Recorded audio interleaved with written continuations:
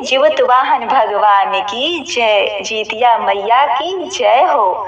जीतिया माई आप सभी माताओं बहनों की संतानों की सदा रक्षा करें। एक बार माँ पार्वती ने भगवान भोलेनाथ से पूछा, हे देवाधिदेव, हे महादेव, इस कराल कली काल में लोगों के बालक किस तरह दीर्घ आयु होंगे? हे नाथ, क्या इस कलयुग में माता के जीवित रहते पुत्र मर जाएंगे? हे प्रभु, ऐसा कोई उपाय बताइए जिससे इस कलयुग में लोगों के पुत्र दीर्घजीवी हों। इसके लिए कोई उपाय, व्रत, तप हो तो कृपा करके बताइए। इस तरह माता पार्वती की करुणामयी बातें सुनकर शिव जी बोले, हे देवी पार्वती, एक ऐसा व्रत है जो कुवार अर्थात अश्विन मास के कृष्ण पक्ष में अष्टमी के दिन बिना अन्न जल के किया जाता है, जो सबसे कठिन व्रतों में एक माना जाता है, जिसे करने से माताओं के पुत्र लंबे समय तक जीवित रहते हैं। देवी, जितनी महिमा इस व्रत को करने में है, उतनी ही इस व्रत कथा को सुनने से जो नारी इस व्रत को करके मेरे द्वारा सुनाई गई इस कथा को पूरा श्रवण करेंगी तो उनका यह व्रत पूर्ण होगा, तथा कथा को श्रवण किए बिना या उसका त्याग करने से व्रत का पूर्ण फल प्राप्त नहीं होता।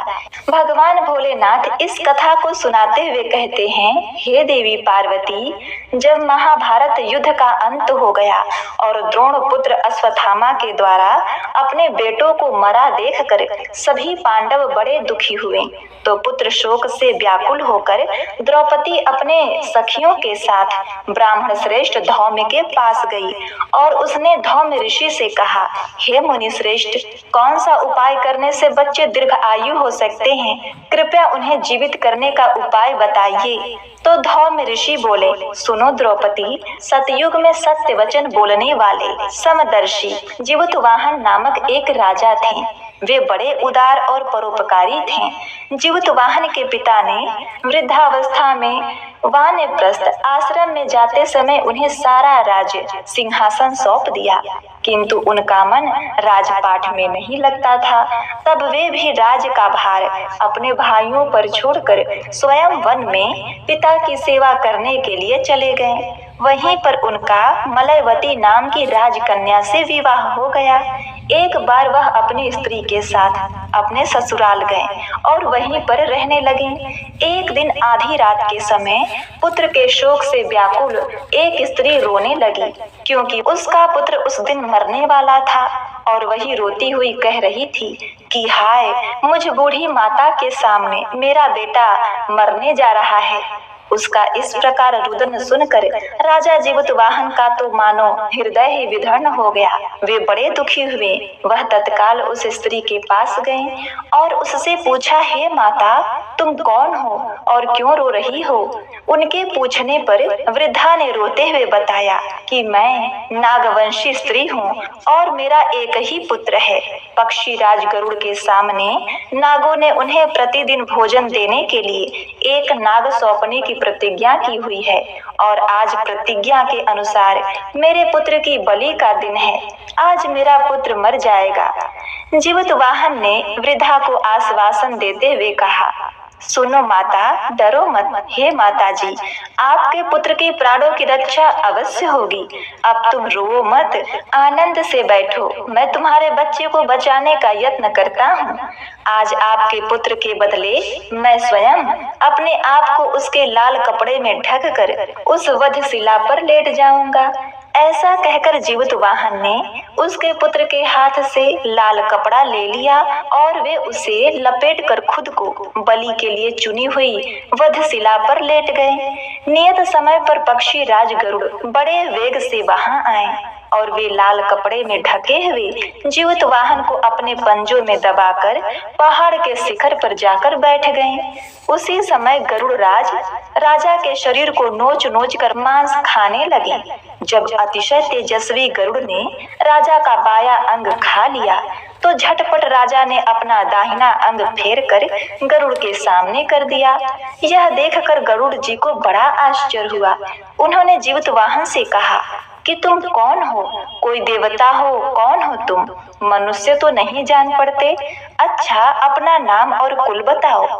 पीड़ा से व्याकुल मन वाले राजा ने कहा, हे पक्षीराज, इस तरह के प्रश्न करना व्यर्थ है। तुम अपनी इच्छा भर मेरा मांस खाओ। यह सुनकर गरुड़ रुक गए और बड़े आदर से राजा के जन्म और कुल की बात पूछने लगे। राजा ने कहा, मेरी माता का नाम है शव्या और मेरे पिता का नाम शालिवाहन और सूर्यवंश में मेरा जन्म हुआ है और जीवतवाहन मेरा नाम है। राजा की दयालुता को देखकर गरुड़ देव ने कहा, हे महाभाग, तुम्हारे मन में जो इच्छा हो वर मांगो, मैं तुम्हारी दयालुता से अतिशय प्रसन्न हूँ। राजा ने कहा, हे पक्षीराज, यदि आप मुझे वर दे रहे हैं तो वर दीजिए कि आपने अब तक जिन प्राणियों को खाया है वे सब जीवित हो जाएं। हे स्वामी, अब से आप यहाँ किसी भी बालक को न खाएं और कोई ऐसा उपाय करें कि वे लोग बहुत दिनों तक जीवित रहें। प्रिय भक्तगणों, शिव जी ने आगे कहा, हे देवी पार्वती, पक्षीराज गरुड़ ने राजा जीवतवाहन को वरदान देकर स्वयं अमृत लेने के लिए नागलोक चले गए। वहां से अमृत लाकर उन्होंने उन मरे हुए मनुष्यों की हड्डियों पर बरसाया। ऐसा करने से जिन लोगों को गरुड़ ने खाया था वे सभी लोग जीवित हो गए। राजा के त्याग और गरुड़ की कृपा से वहां के लोगों के सब कष्ट दूर हो गए। उस समय राजा के शरीर की शोभा दोगुनी हो गई थी। राजा की दयालुता देखकर गरुड़ ने फिर कहा कि मैं संसार के कल्याण के लिए एक और वरदान तुम्हें दूंगा। आज अश्विन कृष्ण सप्तमी से रहित शुभ अष्टमी तिथि है। आज ही तुमने यहाँ की प्रजा को जीवन दान दिया है। अब से यह दिन ब्रह्म भाव हो गया है। जो मूर्ति भेद से विविध नामों से विख्यात है वही त्रिलोक से पूजित दुर्गा अमृत प्राप्त करने के अर्थ में जीवित पुत्रिका कहलाई हैं। सो इसी तिथि को जो स्त्रियां उस जीवित पुत्रिका की और कुश की आकृति बनाकर तुम्हारी पूजा करेंगी तो दिनों दिन उनका सौभाग्य बढ़ेगा, वंश की बढ़ोतरी होगी, माताओं की संतान दीर्घजीवी होगी। हे राजन, सप्तदीप से रहित और उदयातिथि की अष्टमी व्रत को करें, नवमी में पारण करें। हे देवी पार्वती, जीवतवाहन को इस प्रकार का वरदान देकर गरुड़ वैकुंठ धाम को चले गए और राजा भी अपनी पत्नी के साथ अपने नगर को वापस चले आए। धौम्य ऋषि ने द्रौपदी को यही कथा सुनाई और कहा कि हे द्रौपदी, मैंने यह अतिशय दुर्लभ व्रत तुमको बताया है। इस व्रत को करने से बच्चे दीर्घ आयु होते हैं। हे देवी, तुम भी पूर्व उक्त विधि से यह व्रत और दुर्गा जी का पूजन करो तो तुम्हें अभिलाषित फल प्राप्त होगा। मुनिराज धौम्य की बात सुनकर द्रौपदी के हृदय में एक प्रकार का कौतूहल उत्पन्न हुआ। वे बड़ी प्रसन्न हुई और नगर की स्त्रियों को बुलाकर उनके साथ यह उत्तम व्रत किया।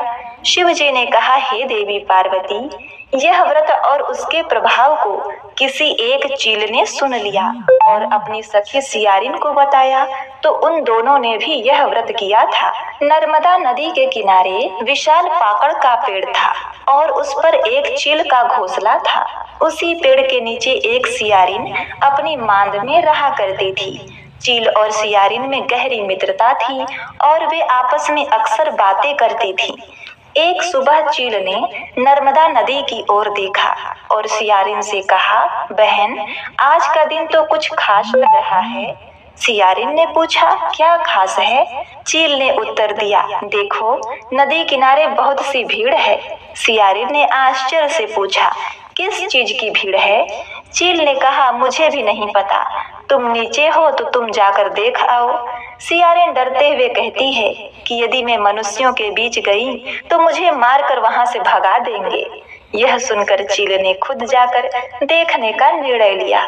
चील उड़कर नदी के किनारे पहुंची, जहां बहुत सी स्त्रियां नदी में स्नान कर पूजा कर रही थी।